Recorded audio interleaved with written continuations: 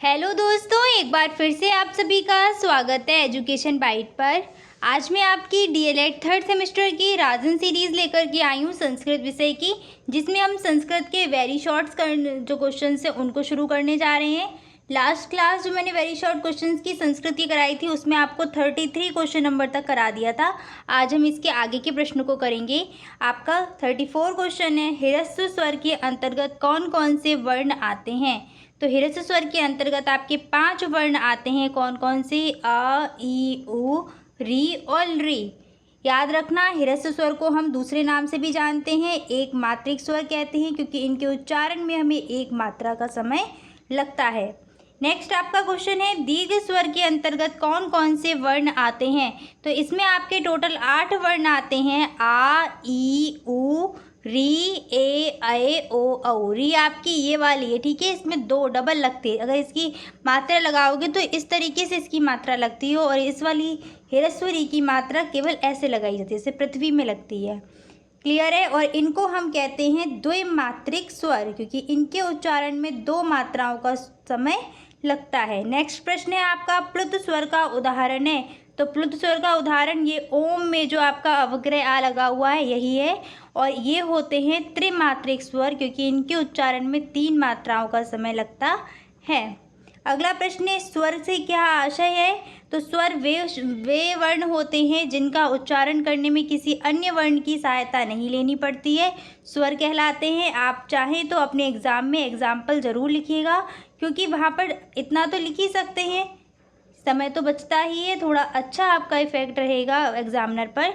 तो 2-3 आप ज़्यादा नहीं कि सभी स्वरों को लिखो, 1-2 स्वर को लिख दो, आपका काम बन जाएगा।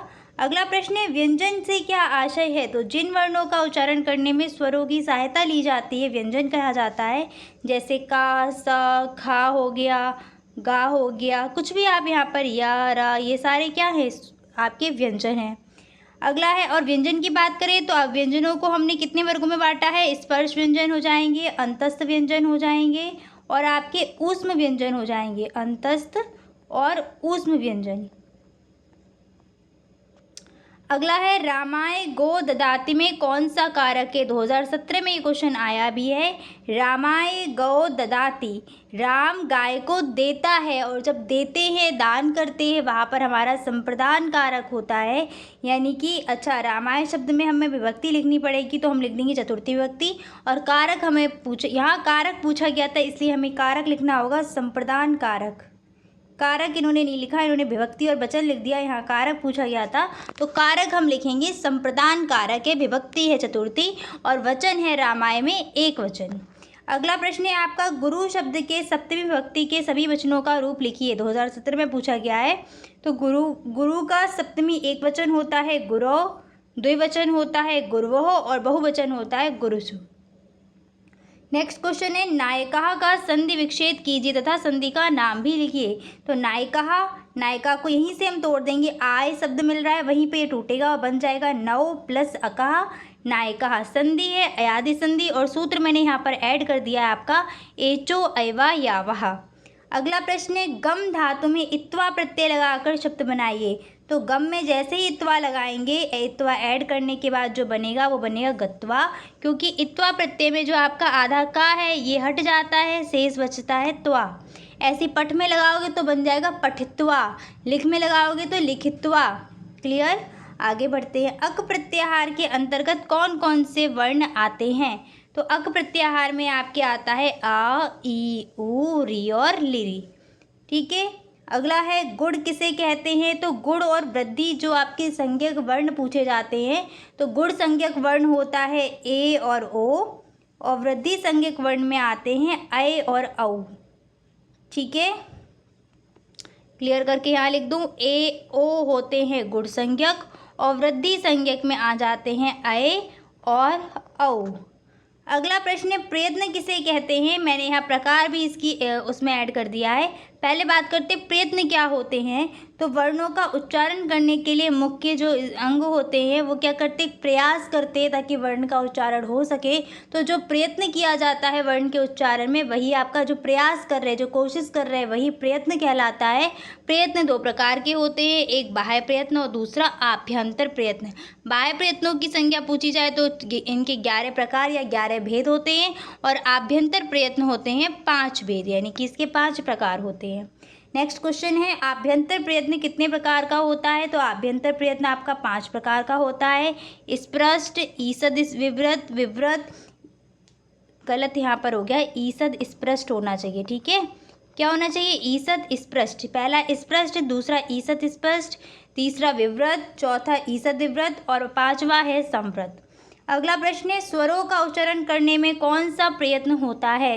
तो स्वरों का उच्चारण करने में अगर हम आभ्यंतर प्रयत्न की बात करेंगे तो हमारा कौन सा प्रयत्न होगा, विव्रत प्रयत्न होगा। स्पष्ट प्रयत्न में किन वर्णों का उच्चारण करते, तो स्पष्ट में हम करते हैं सारे के सारे स्पर्श व्यंजन आ जाएंगे, का से लेके मा तक। अगर हम ईषद, चलिए अभी आगे आता रहेगा आपका ईषद स्पष्ट और ईषद विव्रत, वहीं पे मैं क्लियर कर दूंगी। नेक्स्ट क्वेश्चन है, नासिका के सहारे किन वर्णों का उच्चारण होता है। नासिका के सहारे जो आपके नासिक के वर्ण है ना, वर्गों के पंचम वर्ण, जैसे का वर्ग का पंचम वर्ण, चा वर्ग का पंचम वर्ण, टा वर्ग का पंचम वर्ण, तो इन सारे पंचम वर्णों का उच्चारण हम करते हैं नासिका के द्वारा। अगला प्रश्न है, पा वर्ग से आप क्या समझते हो। तो पा वर्ग में जितने भी वर्ण आएंगे वो लिख देंगे, पा, फ, ब, भ, मा। अगला प्रश्न है, च का उच्चारण स्थान है। तो च का उच्चारण स्थान क्या है, तालु होता है। सूत्र आपका था इचु यशानाम तालु, ऐड किया है मैंने ये अलग से। अगला प्रश्न है आपका, कंठ से किन वर्णों का उच्चारण स्थान होता है। तो देखो कंठ जो है, कंठ का सूत्र था अकुह विसर्जनीया नाम कंठा। अकुह विसर्जनीयाम कंठा क्या कहता है, आ दिख रहा है, का वर्ग, हा और विसर्ग, इनका उच्चारण कहाँ से हुआ, कंठ से। तो आ पूरा का वर्ग, हा और विसर्ग ये कंठ से उच्चारित किए जाते हैं। अगला है, नदी का विभक्ति और वचन बताइए। तो नदी में द्वितीय विभक्ति बहुवचन है। नेक्स्ट क्वेश्चन आया था, पितृ का चतुर्थी एक वचन में रूप लिखो। तो पितृ का चतुर्थी एक वचन पितृ होता है। इंपॉर्टेंट क्वेश्चन है, इनको याद कर लेना। मातु शब्द का षष्ठी एक वचन, तो मातृ शब्द का जो षष्ठी एक वचन होता है वो मातु शब्द होता है, विसर्ग का ध्यान रखना इसमें। 57 क्वेश्चन है, अस्मद शब्द का षष्ठी बहुवचन का रूप बताइए। अस्मद, अहम, आवाम, वयम, प्रथमा एक वचन भी इसका एग्जाम में पूछा जा चुका है, याद रखना। अस्मद का प्रथमा विभक्ति का तीनों वचन लिखने को आए थे आपके, तो प्रथमा के तीनों वचन में क्या हो जाएगा, अहम, आवाम, वयम। यहाँ पर पूछा था षष्ठी का बहुवचन, तो षष्ठी का बहुवचन हो जाएगा अस्माकम।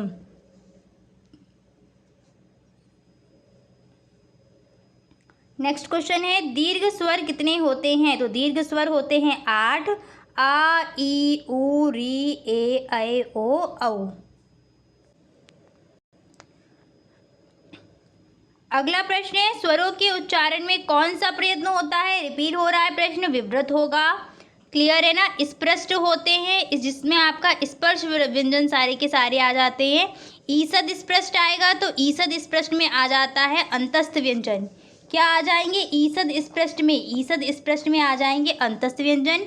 विव्रत में आ जाते हैं सारे के सारे स्वर, और ईषद विव्रत अगर आ जाए तो ईषद विव्रत में आ जाता है ऊष्म व्यंजन।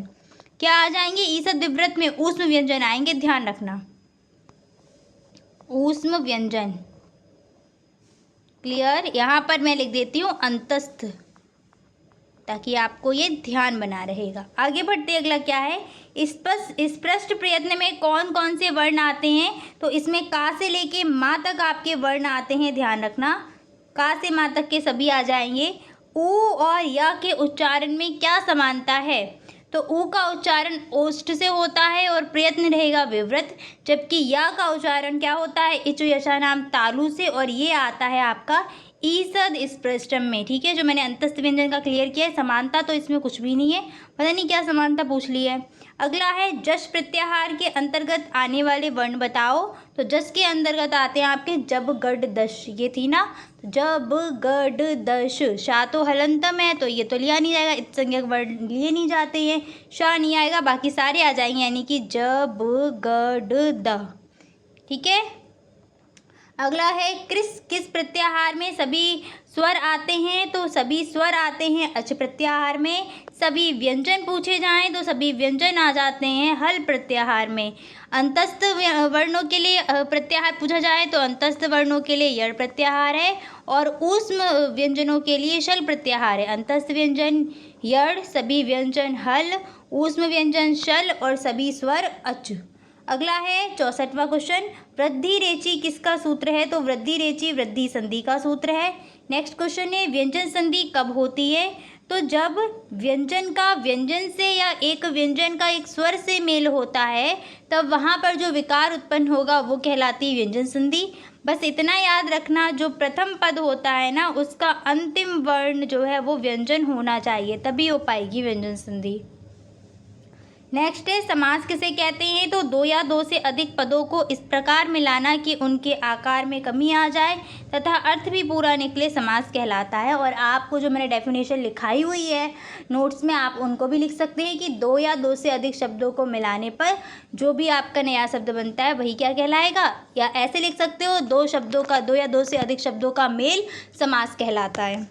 जो इसमें समास की क्रिया के बाद जो पद बनता है उसको सामासिक पद कहते हैं। जैसे माता और पिता तो क्या बन जाएंगे, पितरों माता। और अगर हिंदी में आप लिखोगे तो हिंदी में माता और पिता में बस डैश लगा देना होता है, योजक चिन्ह माता पिता। ठीक है, हिंदी में आप इस तरीके से पितरों का मतलब क्या होगा, माता च पिता च। अगला है समास के कितने भेद होते हैं, समास के 6 भेद होते हैं। कौन कौन से होगा, पहला आपका रहेगा अव्ययीभाव समास, दूसरा रहेगा तत्पुरुष समास, फिर कर्मधारय, द्विगु समास, द्वंद्व समास और बहुब्रीहि समास। कितने हो गए कि नहीं, 6 हो गए, हाँ हो गए। आगे बढ़ते प्रतिदिनम में कौन सा समास है, प्रतिदिनम में क्या है, अव्ययीभाव समास है क्योंकि इसमें प्रथम पद अव्यय यानी कि उपसर्ग है। नेक्स्ट आपका क्वेश्चन है प्रारब्धम उन्तम जमः न परित्यज्यन्ति श्लोकांश का अर्थ लिखिए। तो इसका अर्थ रहेगा कि जो उत्तम श्रेणी के लोग होते हैं वो क्या करते हैं, विघ्न आने पर कब अपना जो कार्य है वो प्रारंभ होने के बाद छोड़ते नहीं है, पूरा ही करते हैं। ठीक है, बीच में अधूरा नहीं छोड़ेंगे। जैसे हम कोई भी काम शुरू कर रहे हैं और उसमें कोई बाधा आ रही है तो क्या होता है, बहुत से लोग उस कार्य को छोड़ देते हैं। लेकिन जो उत्तम श्रेणी के पुरुष होते हैं कितनी भी बाधाएं आ जाए, अगर उन्होंने काम शुरू किया है तो उसको पूरा करके ही छोड़ेंगे।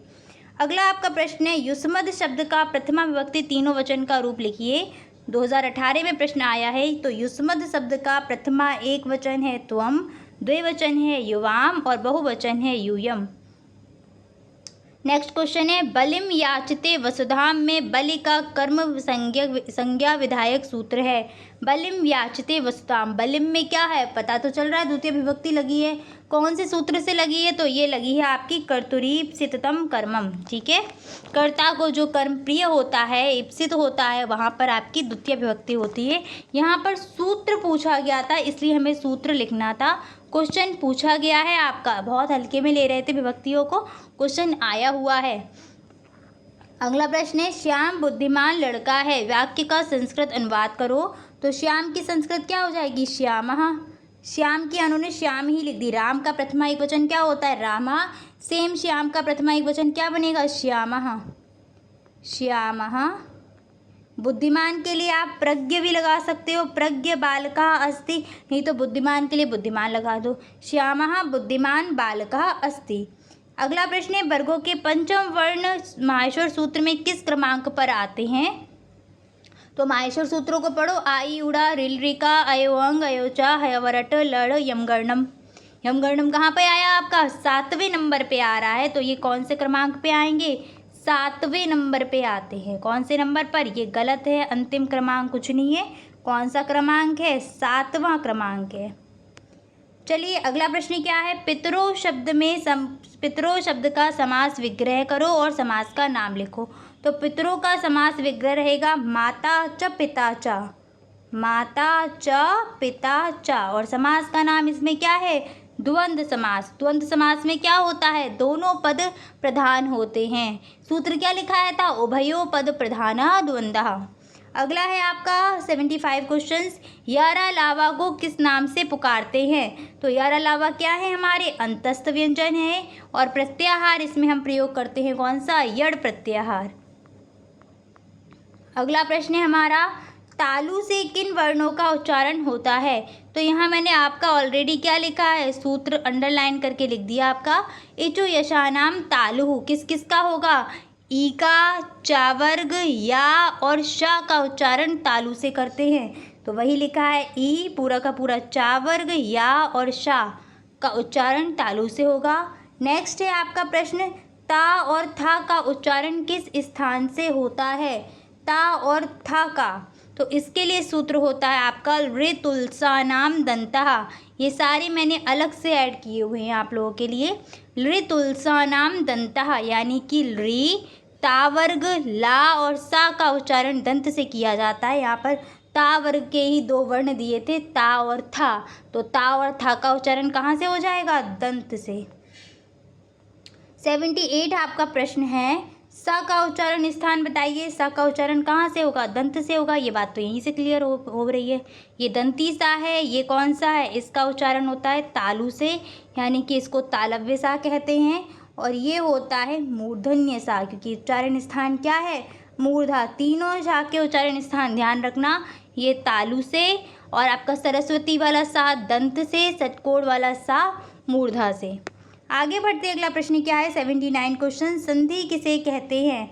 तो संधि क्या होती है? दो वर्णों के मेल से जो विकार उत्पन्न होता है वो संधि कहलाती है। और संधि में आप क्या कर सकते हो?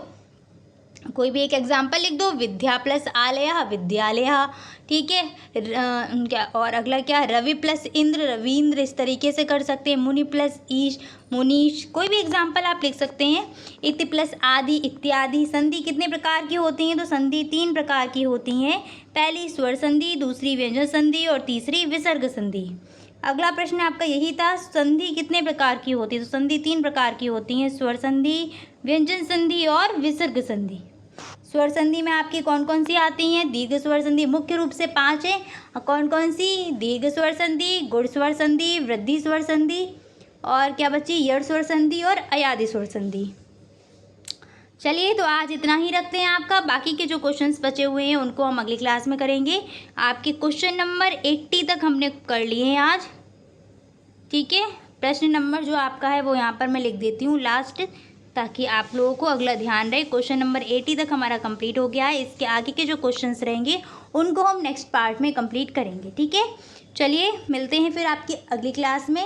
Thanks for watching and please like share and subscribe my channel. Bye bye, take care.